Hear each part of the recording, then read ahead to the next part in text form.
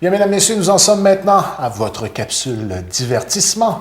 Toujours en notre compagnie, Jocelyne Cauvier. Alors, tout d'abord, ça va bien, Jocelyne? Oui. Alors, cette semaine, on parle de sculpture. De sculpture. On avait déjà fait une émission sur ce sujet-là. Évidemment, il y en a un peu partout à travers le monde et j'ai trouvé des choses pas mal intéressantes. Donc, on va avoir des belles images à découvrir ensemble à la maison. Effectivement. Alors, on débute. On débute en Allemagne avec une sculpture assez impressionnante dans un lac. C'est pas un montage Photoshop. Oh. Ça s'appelle Impressionnant est le bon terme. Hein? la baigneuse. Et donc. Non, mais il fallait y penser tout de même. Hein? Oui, quand même, là, mais ça a dû être quand même tout un travail à faire. On parle et d'un à attrait placer. touristique autre que le rocher percé qui sort de l'eau. Il fallait tout de même y penser. Ça a l'air quand même assez massif. Justement, sur la photo, avec la j'étais barque, contente hein? qu'on voit le bateau parce que je voulais que les gens aient une idée de la grandeur. Hey, c'est pas croyable. Ça, c'est-tu dans un lac ou dans un bassin? C'est une espèce de lac. Ah oui. Ouais. À quel endroit? Le lac Binnenalster. C'est en allemand. C'est à un beau Hambourg, coin. en Allemagne. C'est un beau coin. Mais le nom du lac, je ne vais pas le redire parce que j'ai pas de facilité avec Je sais les pas, langues c'était pas un étrangères. piège en passant. Donc, un lac en Allemagne. On pourrait mettre ça à côté du rocher de Percé, entre l'île et le rocher. Oui, entre l'île et le rocher, c'est vrai. Hein? Ensuite, on se dirige en Sauf qu'il n'y a pas un problème de marée là-bas, probablement. Là. Oh, j'avais pas pensé à ça. Je pense que. On perd la tête, on a la tête. Si vous voulez voir la tête, c'est entre telle heure et telle heure. Ça aurait pu être comique, par exemple. Oui, un monsieur debout, là, puis tu perds les bobettes, tes bobettes, tu perds les bobettes, tes bobettes. À mesure de la marée, tu vois plus de choses. On continue en Angleterre. Ça augmenterait, ça encouragerait les personnes à rester plus longtemps sur la promenade. Oui, il y en a, je pense, qui passeraient la journée avec une chaise à surveiller la marée. Ensuite, donc l'Angleterre, ça c'est du bois perdu, du bois de mer, comme on trouve ici. Et vous allez voir des images de plus près, c'est magnifique. C'est l'œuvre de James Doran Webb. Donc c'est tout du bois de mer, c'est incroyable. J'ai déjà vu là, des gens travailler un peu avec la matière brute qu'on trouve sur le bord de la mer. Là, puis même, tu dois certainement déjà l'avoir rencontré, le monsieur qui prépare des bâtons de marche là, sur le quai. Oui, c'est vrai. C'est un peu de la matière brute qu'il retrouve sur le bord La de la même mer. chose. Oui. Donc, il y a des artisans ici qui travaillent avec ça. Et dans le nord de la Gaspésie, je pense qu'il y a même un festival de bois perdu. Là, et le terme, c'est bois perdu? Oui, on appelle ça du bois de mer, du bois perdu. Je ne sais pas s'il y a d'autres termes. Là.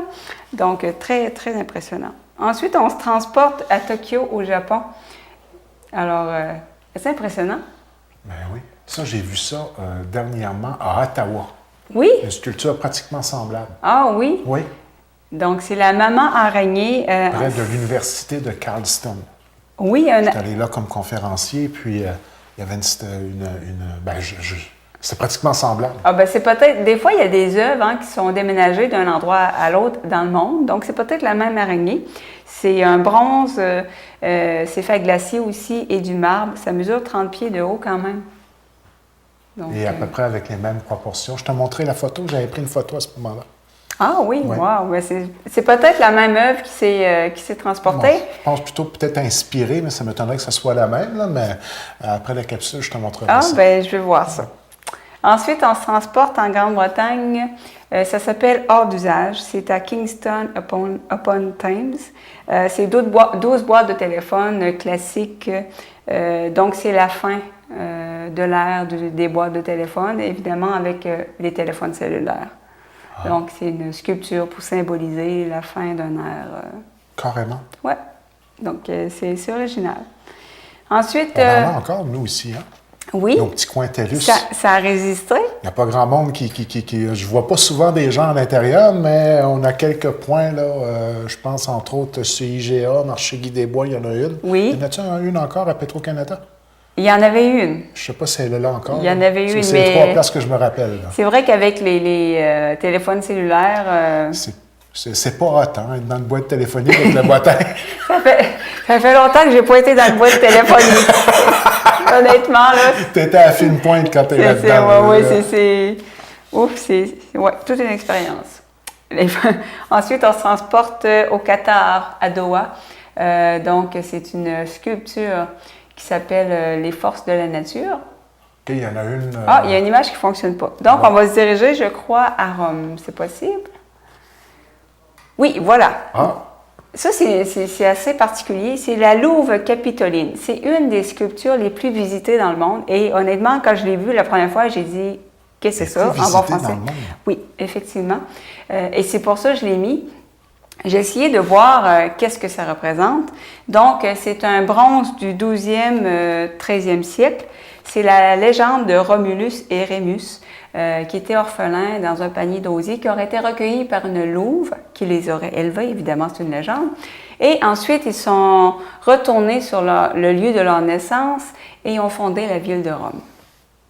Donc, c'est la légende de la ville de Rome. C'est une des sculptures les plus visitées. Ah. La première fois que tu la vois, quand tu ne connais pas le sens, c'est bizarre comme sculpture. C'est Oui, tout à fait. très particulier. Mais oui, c'est une légende. Concept avec lequel je suis tout de même un peu familier dû au fait que j'étais un scout, moi, quand j'étais plus Ah, jeune. Louveteau. ouais, voilà. J'ai été louveteau, moi. Oh, Concept Louvre, louveteau. Ah, ben voilà. Et ben dis donc. Dis donc, on en apprend des choses ici. On enchaîne avec...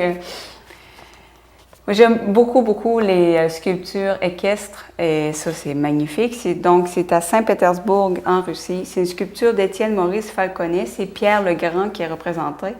Ça date de 1782. Donc, Pierre le Grand qui était le tsar de Russie. Et la grosse pierre que vous voyez en dessous, c'est la pierre du tonnerre. C'est un monolithe de 1500 tonnes, quand même. Et donc, on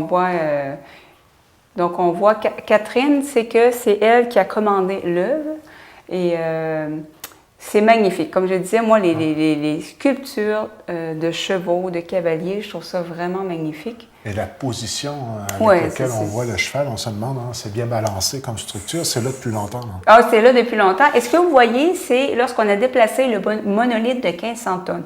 Comme je disais, c'est 1782. Vous voyez, à gauche, on a des espèces de manivelles.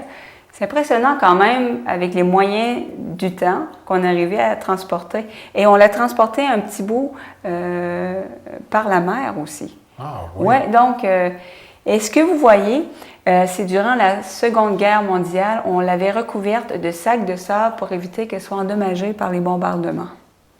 Et j'ai trouvé ça assez spécial. Donc, une sculpture très impressionnante. Ensuite, on se transporte en Suisse. Voilà. Donc, c'est Cédric Leborgne, qui est un sculpteur français d'origine. Lui, il fait des sculptures avec des fils lumineux qu'il laisse dans des villes, là on voit un oiseau, qu'il laisse dans des villes pendant 2-3 jours dans des endroits très passants. Et vous allez voir, c'est totalement magnifique. De toute beauté. Oui, incroyable. Donc, j'imagine pour une personne qui arrive dans la ville pour la première fois, et c'est de très grosses structures, évidemment. Donc, ça s'appelle les voyageurs. Ah, ouais. Le terme colle avec le principe même de son style d'œuvre, parce que tu dis que ça demeure là quelque temps. C'est passager. Point final à la ligne, oui, donc c'est magnifique. C'est vraiment féerique. Là. Vraiment, là, j'ai vraiment adoré ces photographies. Et je termine avec une série de sculptures qui m'ont vraiment impressionnée. C'est un sculpteur, José Manuel Castro Lopez d'Espagne. Lui se définit davantage comme un druide que comme un sculpteur. Il fait des sculptures avec des pierres et il semble plier les pierres.